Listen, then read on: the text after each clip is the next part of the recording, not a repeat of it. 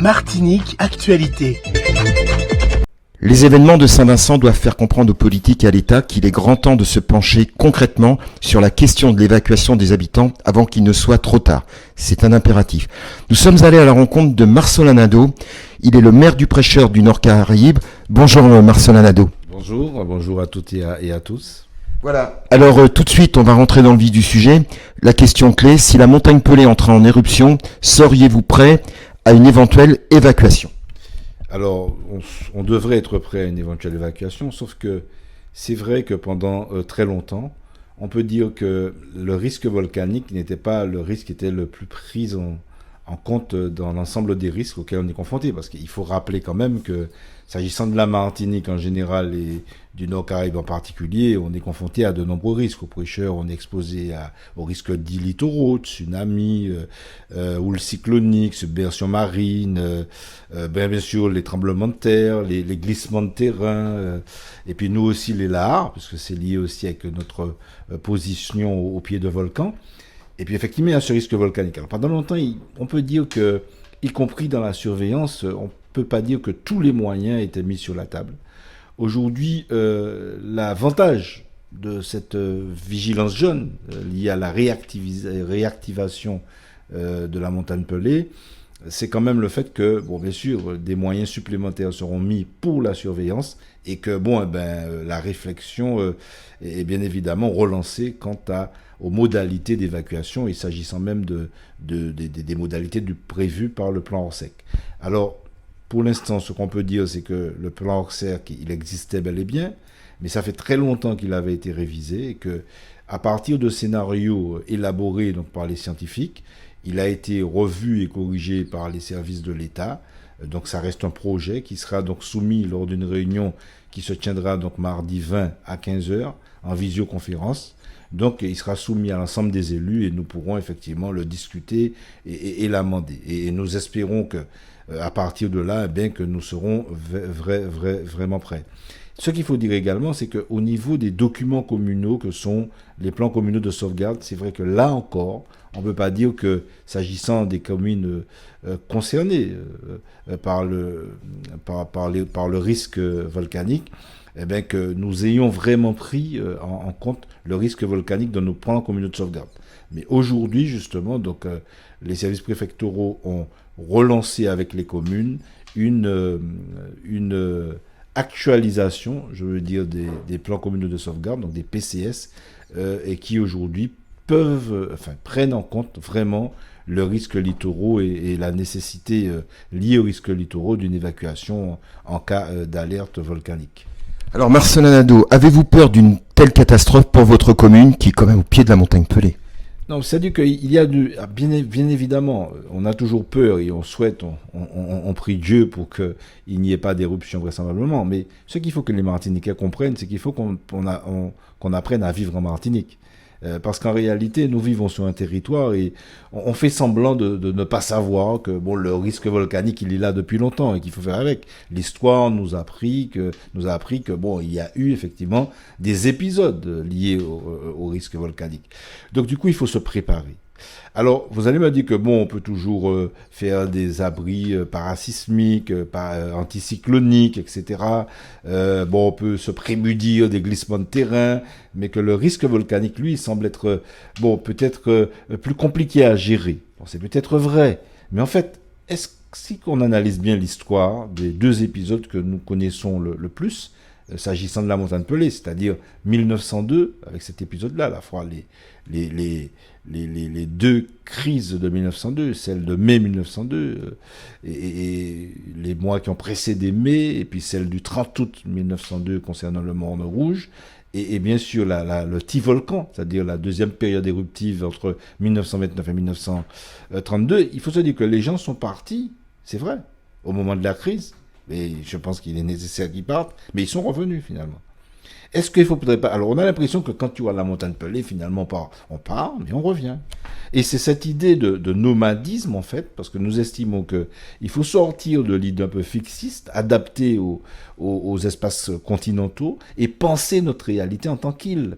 Et dans une île, effectivement, et les Caraïbes le connaissaient bien, il y a ce nomadisme, cette capacité d'être mobile qui est le meilleur rempart contre les risques. Et s'agissant du risque volcanique, nous n'aurons pas le choix.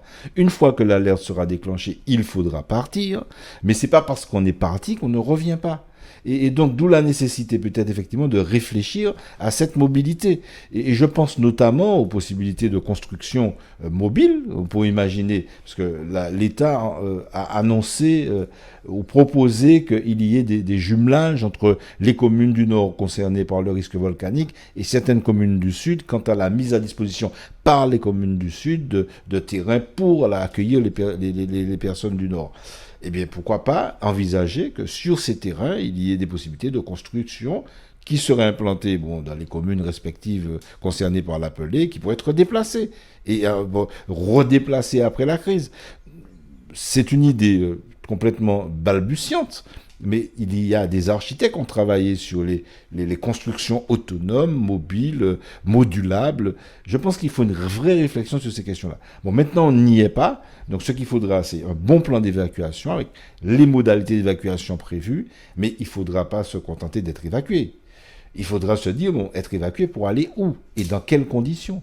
Et le problème qui s'est posé en 1902, c'était est-ce que les gens vont travailler? Dans quelles conditions ils vont travailler? Quelles seront leurs conditions de vie? Est-ce qu'ils seront fondamentalement acceptés? Etc. Bon, c'est bien que beaucoup de gens iront dans la famille, dans une maison, ont des solutions individuelles et familiales.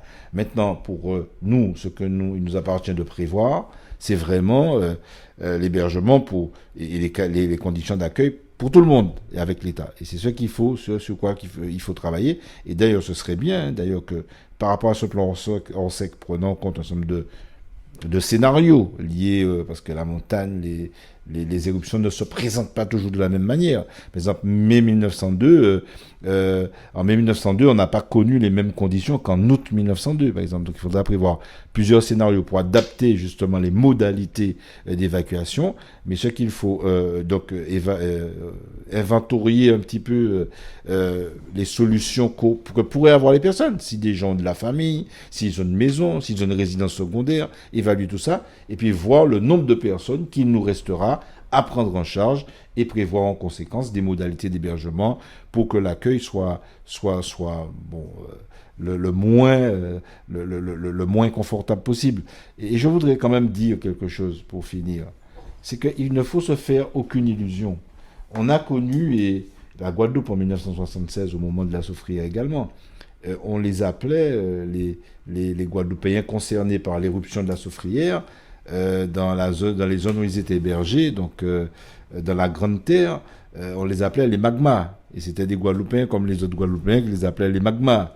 Il faut dire que l'accueil, par exemple, des Préchotins et des Préchotines et des Préhautines et des Pierrotins en 1902 n'a pas toujours été des plus agréables. Il y a eu des problèmes à gérer. Et ça, je crois qu'il faut tout de suite envisager ces conditions, justement, d'accueil de manière à se prémunir contre toute difficulté liée à la cohabitation entre des personnes différentes, notamment des personnes en difficulté. Et c'est l'ensemble de ces éléments qu'un plan ORSEC devrait prendre en compte de manière à anticiper toutes les difficultés que nous pourrions rencontrer, ne pas se limiter seulement aux modalités d'évacuation, mais penser aussi les conditions d'accueil des populations qui seront concernées par cette éruption volcanique. Alors, dernière question, estimez-vous que la montagne Pelée, pour l'instant, est bien surveillée?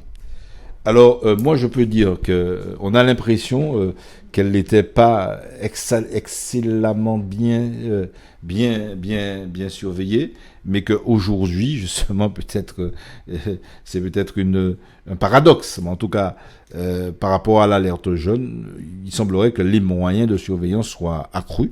et ce qui nous paraît être une très bonne chose.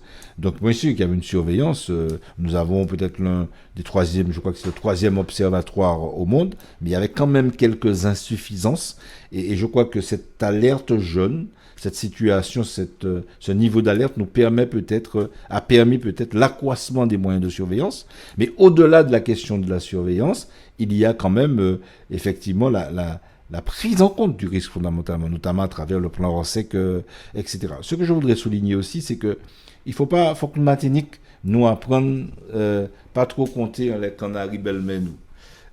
Et c'est pour ça d'ailleurs que nous avons lancé, avec Cap-Nord et avec un certain nombre de maires du Nord Caraïbe, le principe d'un comité de vigilance composé à la fois d'élus, de scientifiques martiniquais, etc., pour que nous-mêmes, nous ayons nos moyens en fait de surveillance et de réflexion. Bien sûr, il ne s'agit pas de se substituer à l'État, ni de se substituer à la cellule de coordination mise en place par le préfet. Bien au contraire, c'est un espace et une instance nécessaire pour nous, mais nous sommes d'ailleurs en relation avec la cellule mise en place par l'État, et ça renforce en plus l'efficacité de la cellule mise en place par la préfecture, parce que nos échanges avec les services de l'État, de même qu'avec les scientifiques de l'IPGP, sont bien sûr alimentés, enrichis par les réflexions que nous pouvons avoir au préalable. Donc, je crois que c'est très important, et d'ailleurs, une sociologue qui travaille pour l'IPGP sur cette question nous a fait remarquer très justement que c'est peut-être très original et très innovant de voir que dans un contexte de crise, que des élus et des citoyens et des scientifiques, disons indépendants, s'organisent de façon autonome, mais dans un état d'esprit qui est celui d'une collaboration possible justement avec les dispositifs mis en place par l'État. Donc c'est un petit peu cette démarche citoyenne, vigilante, mais qui reconnaît le rôle essentiel de chacun pour, comme l'a dit d'ailleurs, entre 1929 et 1932, la Grosilière, que face aux risques naturels et singulièrement aux risques volcaniques, que nous soyons dans une dynamique de patriotisme local. Donc moralité, confiant, vigilant et déterminé. Déterminé mais néanmoins vigilant à travers cette idée de patriotisme local qui voudrait que l'ensemble des acteurs concernés soient en mesure d'être dans des espaces d'échange, de discussion et de coordination, et que celui qui est en mesure de faire fait, sans se préoccuper fondamentalement des histoires de compétences, parce qu'on peut avoir la capacité juridique de faire sans en avoir les moyens financiers et humains. Donc c'est aussi toute la philosophie de ce que la Grosilière appelait ce patriotisme local, qui devrait voir associer à la fois les services de l'État, les communes, les intercommunalités, la CTM, les scientifiques martiniquais et des personnalités de la société civile par rapport à leurs compétences. Retrouvez la chaîne Outre-mer News sur YouTube. Bienvenue dans le plus grand parc attractif de Guadeloupe à Sainte-Anne, Karukéraland. Le parc Karucoco vous accueille pour des moments de détente, de sensations, de confort et de formidables moments conviviaux. Le parc de Karucoco, impasse des Sapotilles, route de Delair à Sainte-Anne. Karukéraland, c'est aussi Karucoco Lodge, des appartements d'exception à proximité du parc. Piscine, jacuzzi, jardin privatif, des espaces accueillants avec une décoration hors du commun. Des moments de détente uniques en Guadeloupe. Réservez dès maintenant votre séjour sans